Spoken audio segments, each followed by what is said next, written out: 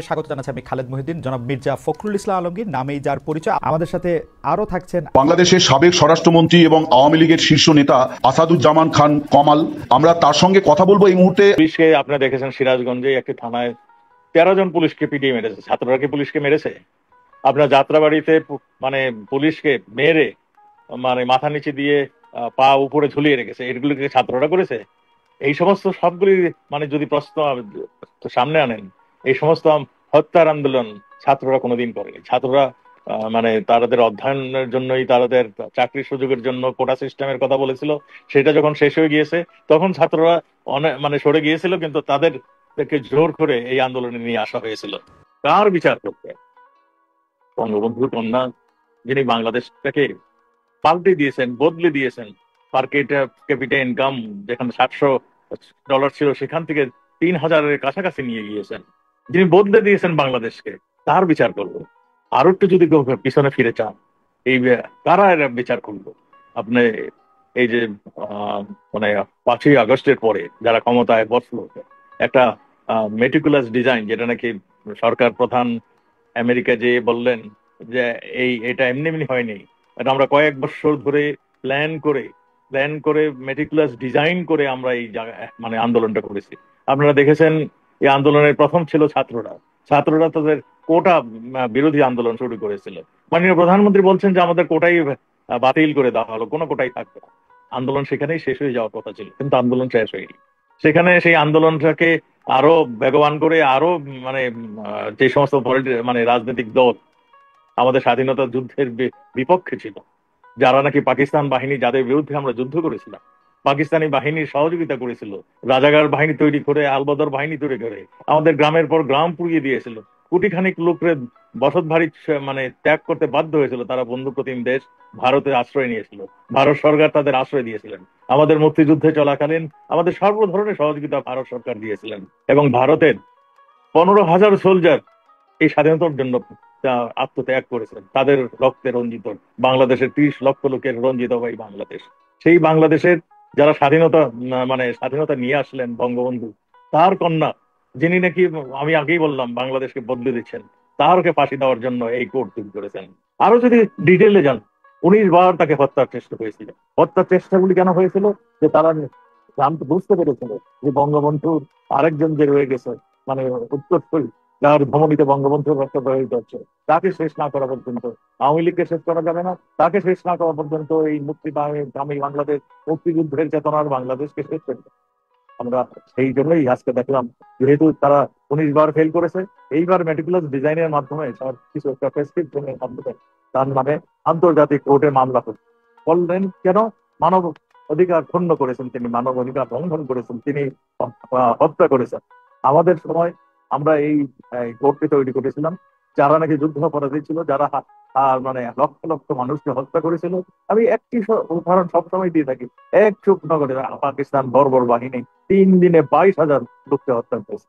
এই 30 লক্ষ লোকে রক্তে রঞ্জিত 15,000 ভারতীয় মানে সোলজারের রক্তে রঞ্জিত এই বাংলাদেশ, 2 লক্ষ মা বোনের মানে ইজ্জত হারানোর এই বাংলাদেশ, সেই বাংলাদেশের যারা বিপক্ষে ছিলেন, তারাই আজকে স্বাধীনতার পর। এই কোর্টের যদি আপনারা দেখেন, প্রধান কুশলী যিনি তাজুল সাহেব কে? ইনি একজন জামাতের নেতা।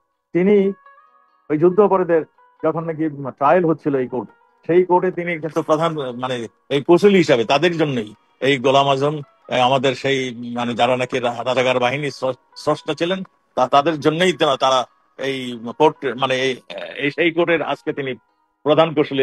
আমাদের বিরুদ্ধে, আমাদের মাননীয় প্রধানমন্ত্রীর বিরুদ্ধে তিনি আজকে সমস্ত কিছু তদন্ত শেষ করে তিনি আজকে সামনে আসছেন। এবং এই 3 বিচারপতি, আমি তাদের বিচারক সম্বন্ধে আমি কিছু বলবো না, আমি বলবো তাদের কাছে যে প্রেসক্রিপশন দিয়ে দিয়েছিল সেই অনুযায়ী তারা বিচার করেছেন। আপনারা দেখেছেন প্রধান বিচারপতি মানে এই কোর্ট চলাকালীন শেষের দিকে প্রায় 20-25 দিন তিনি কোর্টেই যেতেন না, বসে বসে তিনি রায় লিখেছিলেন, পৃষ্ঠার পর পৃষ্ঠা রায় লিখেছিলেন। সেই জন্যই তিনি কোর্টে যেতে পারেন নাই। সবকিছু ছিল সাজানো। আমাদের আর যিনি বিচারপতি, তারা পালাক্রমে কেউ একদিন মানে সকালে থাকতেন, কেউ বিকালে থাকতেন, এবং সবকিছু সাজানো গোছানো ছিল। এখানে একটা হত্যাকাণ্ডের জন্য যেগুলি যেগুলি প্রয়োজন, পোস্টমর্টম রিপোর্ট এবং এই সাক্ষীদের জেরা করা কিছুই এখানে হয়নি। সেখানে একটা সাজানো নাটক দিয়ে একজনকে রাজসাক্ষী বানিয়ে বাস শেষ করে দিলেন আমাদের বঙ্গবন্ধুর কন্যা ফাঁসি, এবং অন্যান্য যা করা তা করলেন।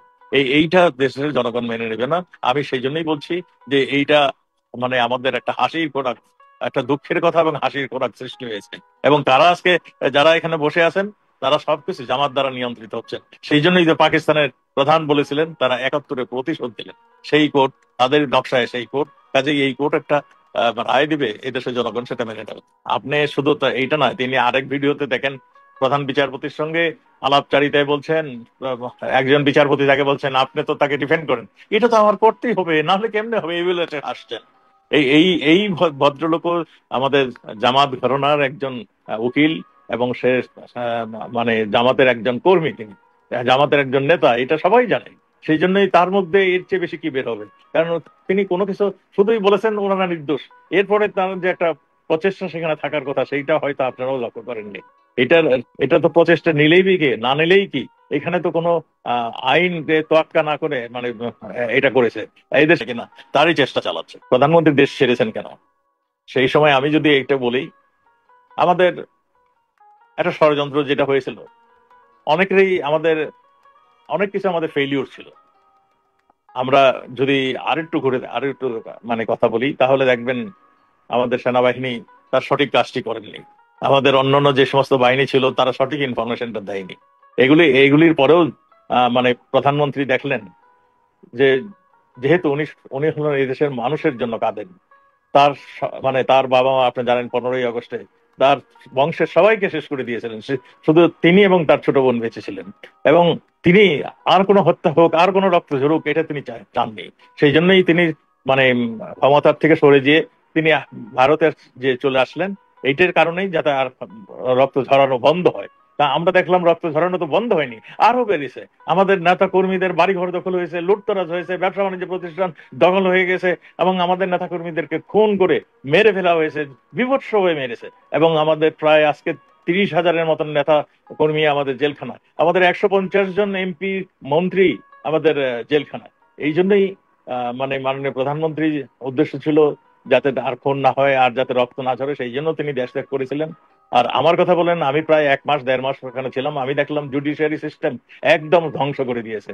এখানে কোনো জামিন হচ্ছে না, এখানে দাঁড়িয়ে একজন উকিল নিয়োগ করা সেটাও হচ্ছে না, আমাদের মানে ডিফেন্ড করার মতন কেউ এখানে ছিল না। সেই জন্যই আমি বাধ্য হয়ে আমিও দেশ ত্যাগ করেছি। মানে এটা মানে পালিয়ে যাওয়া না, আমরা একটা সাময়িক ভাবে চলে আসছে মানে দেশ ত্যাগ করেছি, আমরা অবশ্যই আবার ফিরে যাব। অবশ্যই আমরা আন্দোলনের মাধ্যমে আমরা এই ঘটনাগুলিকে আমরা নির্মূল করবো। আওয়ামী লীগকে স্বাধীনতার মানে যারা নিয়ে আসছিলেন, স্বাধীনতা যুদ্ধে বঙ্গবন্ধুর নেতৃত্বে যারা এই দেশে যুদ্ধ করেছিলেন, এই দেশের মতাদর্শের যারা বিশ্বাস করেন, এই মতাদর্শের লোকগুলোকে শেষ করে দেওয়াই হলো এর কথা প্রধান কারণ। দেখুন এই যে আমাদের মানে 14 দল যেগুলি নাকি আমাদের স্বাধীনতার পক্ষের শক্তি ছিল, যেমন ধরেন ওয়ার্কার্স পার্টির মেনন সাহেবকে আজকে কারা অন্তরীণ করা হয়েছে। বয়স্ক মানুষ, লড়তে চড়তে পারে না, তাকেও আজকে কারা অন্তরীণ করা হয়েছে। আমাদের জাসদের ইনু সাহেব, তাকেও আজকে কারা অন্তরীণ করা হয়েছে। সামনে যাকে পাচ্ছেন তারা কারা অন্তরীণ করছেন। যে উকিল সাহেব সামনে যাচ্ছেন তাকেও কারা মানে তার নামে মামলা দেওয়া হচ্ছে। যে কোনো মিডিয়া কথা বলছেন তার নামে মামলা দিচ্ছে। এই যে একটা অরাজক, একটা ভীতি, একটা মানে ব্যর্থ রাষ্ট্রে পরিণত করা, একটা সাজানো গোছানো রাষ্ট্রকে একটা ধ্বংসের রাষ্ট্র, জঙ্গি রাষ্ট্র পরিণত করার জন্যই এদের মূল উদ্দেশ্য, সেটাই আজকে করছে। সেই জন্যই আমাদের নেতাকর্মীরা অনেকেই দেশ ছাড়তে বাধ্য হয়েছিলেন। আওয়ামী লীগ এমন একটি দল যে সবসময় অপপ্রচারের বিরুদ্ধে মানে আন্দোলন করতে করতে একটা সন্ত্রাস, দুর্নীতি এবং অপরাধের বিরুদ্ধে আন্দোলন করতে করতেই আওয়ামী লীগ এখানে আসছে। আওয়ামী লীগের পথটা খুব মসৃণ নয়, সবসময় তারা সত্যের জন্য যুদ্ধ করে আসছে। আমাদের আওয়ামী লীগের নেতৃত্বে বঙ্গবন্ধুর পরে যিনি আওয়ামী লীগটাকে একটা সুন্দর রাস্তায় দাঁড়া করেছিলেন, তার নেতৃত্বে যখন বাংলাদেশ এগিয়ে যাচ্ছিল তখন এই ঘটনাটা ঘটে। আপনি জিজ্ঞাসা করছেন যে আমরা কবে ফিরে যেতে পারবো, আন্দোলনের ভোটে আমরা আসবো কিনা। আন্দোলন এমন, আওয়ামী লীগ এমন একটি দল যে দল সবসময় মানে গণতন্ত্রের কথা বলেছে, গণতন্ত্রের জন্য যুদ্ধ করেছে, এবং এই মানে সবসময় তিনি নির্বাচনমুখী দল। আমরা নির্বাচনে সবসময় যাওয়ার জন্য তৈরি রয়েছিলাম, কিন্তু আজকে দেখেন আওয়ামী লীগকে শুধু মানে নির্বাচনে নিষিদ্ধ করে নেই, আওয়ামী লীগের নেতা কর্মীদের দেশ মানে বাড়ি ছাড়া করে দিয়েছে, হাজার হাজার মানে মানে মানে লক্ষখানিক মামলা অলরেডি দিয়ে দিয়েছে, যাকে পাচ্ছে তাকেই ধরছে। কাজেই আওয়ামী লীগের এখানে তো আমাদের সুযোগই দিচ্ছে না নির্বাচন করতে। তা আমাদের তো নির্বাচন করার কোনো যেহেতু সুযোগ নেই, সেহেতু আমাদের আন্দোলন করা ছাড়া আর কোনো উপায় নেই। সেই জন্য আমরা আন্দোলনের পথে বেছে নিচ্ছি। আমরা আন্দোলন করে অবশ্যই এদেশের জনগণের জয় আমরা আবার হবেই, এটাই আমরা মনে করছি। দেখুন, সরাসরি সামনে যারা আসছে আপনারা সবাই দেখছেন, পাকিস্তান পাকিস্তান সরাসরিতে বলেছেন যে আমরা 71-এর প্রতিশোধ নিলাম। আজকে পাকিস্তানের সামরিক বাহিনীর মানুষ, সামরিক বাহিনীর জেনারেল সাহেবরা প্রতিনিয়ত বাংলাদেশে আসছেন। পাকিস্তানের যে আইএসআই গোয়েন্দা সংস্থা, সে বাংলাদেশেই একটা অফিস করে সেখানেই কাজ করছেন, এবং ক্যান্টনমেন্টের ভিতরেই নাকি শুনছি তাদের অফিস।